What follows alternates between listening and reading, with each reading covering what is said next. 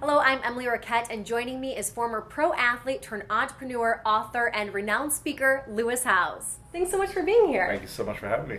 Okay, well, let's talk a little bit about how you got started. I know all of your followers and fans know your story, but for new people, let's talk a little bit about you're in college, got a great opportunity to do pro football. Yes. Things took a pretty quick change from there. Yeah, my dream was to be a professional athlete my entire life. That's all I really wanted, and I achieved it. I played arena football, and I was working my way up to the NFL. But in the second game of the season, I got injured. I broke my wrist and played the rest of the season with a broken wrist. But thought I was going to be fine. I thought the surgery was going to take maybe a few weeks to recover. That was just my stupid mindset at the time, I guess. But it took 6 months in a cast and then another year of just rehab and recovery. And so I had to skip the next season and had to figure out what I was going to do next with my life. I was 23, 24, and I had no backup plan. I'd never made money in my life before. I was not an entrepreneurial-minded guy. Never worked a job before because all I did was train in the summers for football. So I was trying to figure out what was I going to do next. Well, I think it's safe to say you did just fine. You turned out just fine. And that's what we're going to talk about today is how you made this incredible transition. Right. You took a trauma, this devastating injury that could have ended most people. I mean, it ended your professional sports career. For a lot of people, it may have just ended their professional career. Yeah. But how did you use this to catapult you to massive success? Early on, I connected with mentors and family because I wasn't sure what I was going to do. So I just asked people, what would you do if you're in my situation? And these mentors really became essentially my coaches in life. I was really good at being an athlete and taking coaching. So I said, how can I make my life a sport?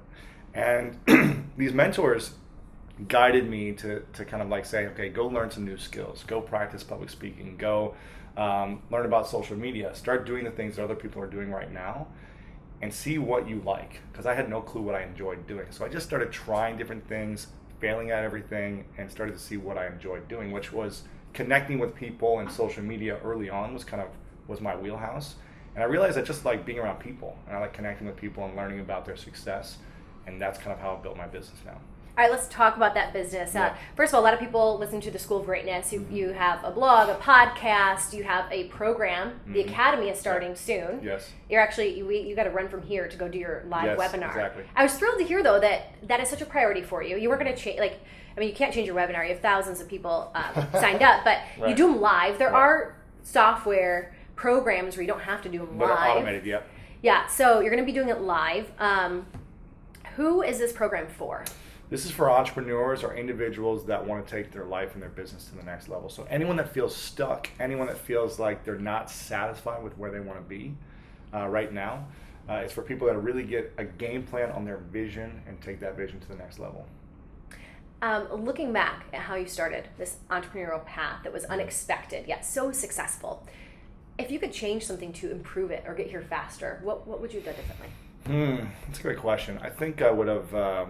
To be honest, I think I would have focused more on emotional intelligence and learning how to be emotionally fit. Because as an entrepreneur, there's so much adversity and challenges and ups and downs that come our way, especially when we're starting a business from scratch. And if we've never started one from scratch, there's going to be a lot of emotional challenges with people on your team, with vendors, with customers that you're going to have to deal with on a day-to-day basis. And I don't think I was fully equipped with my emotional intelligence, with my own personalities, my own things that happened to me in my life, and then learning how to connect with people with where they are at. I don't think I was equipped with that. So for me, I would have dove in deeper early on with emotional intelligence training, learning how to connect to my emotions and my heart better, as opposed to coming from an egotistical place. What I find so interesting is I read somewhere you said that you do not have the upper limit problem. You have no fear of massive success or massive failure. Yeah. Have you always been that way? Most entrepreneurs have that constant feeling of fraud. My fear was never, I always wanted to be successful. I wasn't really afraid to fail. I was afraid to not be seen. And I was afraid to walk around the world without people knowing who I was and to see my gifts be unknown and unseen. So that was my fear. It wasn't like, I knew I was going to fail at things all the time because in sports, I experienced that on a daily basis. I experienced myself not being able to make the three-pointer when I was a 7-year-old or something, or not being able to dunk. I would try it over and over and over again in my early teens, and I couldn't do it till I was about 15, 16. So I remember constantly failing, and that was what drove me to learn. That's what gave me the data and the feedback I needed to see what wasn't working and what was working. Failure wasn't really a failure, it was feedback. To see what do I need to learn still, how do I need to grow to achieve the success I want. Success, I was always all about it. I was like, yeah, I want to be successful. I don't care, the responsibility that comes my way or the things that happen. For me, I was willing to take that challenge. But I think most entrepreneurs, they're afraid to fail. They don't want to go out there because they don't want to be made fun of. They don't want to lose their reputation. They don't want people to say, I told you so. I don't care about that. And then other people are afraid of the massive success because of the responsibility that comes with it. I welcome that. I want that because I want to serve the world in a bigger way. Would you say with the massive success you've had in your personal brand and business, you're a multi-million-dollar company, and I would think it's safe to say people know who you are. Would you say mission accomplished if it was all over tomorrow, or is there a lot left? Nah, I mean, my mission is to serve 100 million people in the world, to show them how to make a full-time living doing what they love. I believe when we make money doing the things that fill us up, it doesn't matter if we're an entrepreneur, if we work for a big company, if we have a small company, it doesn't matter where you're doing it, but if you're doing something you love and you're getting rewarded financially to be able to take care of your needs, make sure your family's taken care of, I feel like that's the way to go. And so many people aren't doing what they love. They're making money in a way that they're not enjoying their time, and I feel like that's a waste of their life. It's a waste of an experience. And there are going to be times and moments where you're going to have to struggle and go through experiences you don't want to do so that you can have what you want. But I think if people aren't working towards that and seeing the opportunities that are in front of them, that's the challenge that I want to help people overcome. Great.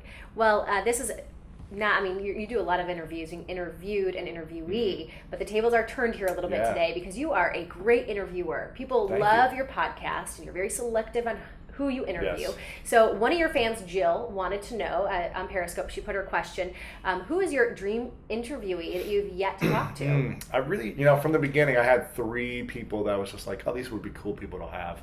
One was Tony Robbins, one was The Rock, and one is Will Smith. For some reason, they all just have really inspiring careers in my mind. So I've interviewed Tony Robbins. I'm working on The Rock and Will Smith right now, but there's a lot more people I'd love to interview still, but those would be kind of 2 others that would be great to have on. Yeah.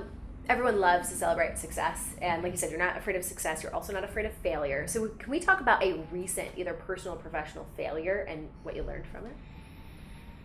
Yeah, I tried to launch a magazine earlier this year, a digital magazine, and I invested all this time and money and a lot of bandwidth with my team, and it ended up just fizzling out. We launched one issue, I guess, online, but we never promoted it because I didn't feel like it was ready. And I realized that my book coming out and other things we had going on were a higher priority, so we just kind of let it go. But for almost 6 months, I put a lot of time and money into this and didn't do anything with it. It's just sitting there. So I look at it as a failure, but I also look at it as feedback. Okay, it didn't launch. Why didn't it launch? Well, I didn't have the right team in place. I was really ambitious with it. I tried to put it together very quickly as opposed to think it out and really have a better process. I didn't do enough research. So I look at it as my responsibility as great feedback for moving forward, how to do that in a better way next time, or how to do anything. But that's definitely a recent failure. I love that. You think of failure as feedback. That's it. I haven't heard that before. It's all feedback. Anything we do, if we try to do something we don't succeed, it's literally data and information that we're given that says, okay, why didn't you succeed? Here are the reasons why. That's the feedback you need to get to that next step. But knowing to listen to it is key. Of course. I don't listen to my failures all the time. I'm bullheaded, so. Yeah. All right. Well, I don't know how much time we have until you have to get running to your webinar, so we got to get to this. Yes. The School of Greatness, and it is going to be dropping in October 27th. All right, October 27th. Yep. Are you ready for this? I'm so pumped. I mean, this is a dream I had about 8 years ago. I had a vision. I read a book that literally changed the course of my life. After I was done playing football, my brother gave me a gift over that Christmas break from 2007, Christmas going into 2008.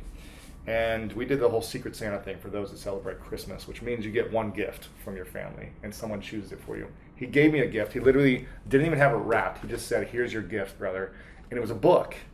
And the book was The 4-Hour Work Week by Tim Ferriss.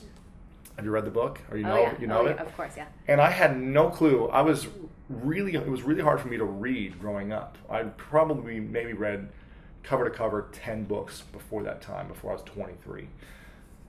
With that, I tried to start a bunch of books, but I wanted to be able to finish it. But cover to cover, maybe 10 books. And I read this book in 3 days, and I was so blown away by the possibilities that you could create in your life. I didn't know anything about business or entrepreneurship until that book. And I was like, wow, there's a whole new world that's open for me now. And I didn't know it was possible, but I started taking action. And literally, I would not be an entrepreneur today without that book, of what it gave me in terms of possibilities.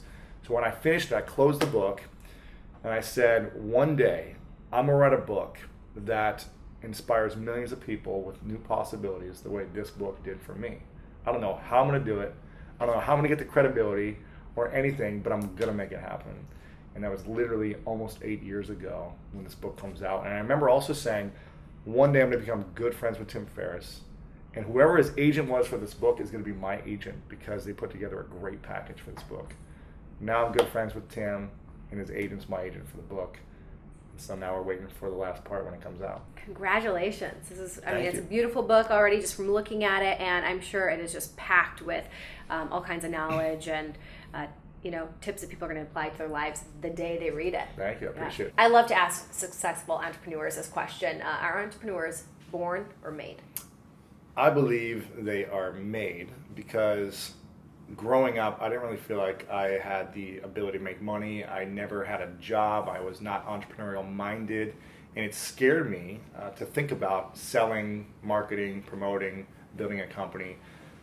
So for me, right when I got that book, and when I started diving into that information and seeing that it was possible with tools and resources on how to make it happen, and then I started applying it and getting little successes over time, I built the confidence in myself, the momentum to see that it's made as opposed to born, because I didn't believe I was born an entrepreneur.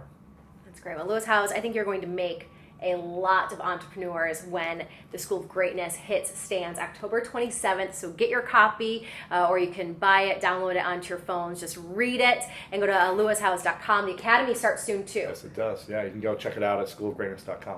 All right, thank you. Thank you.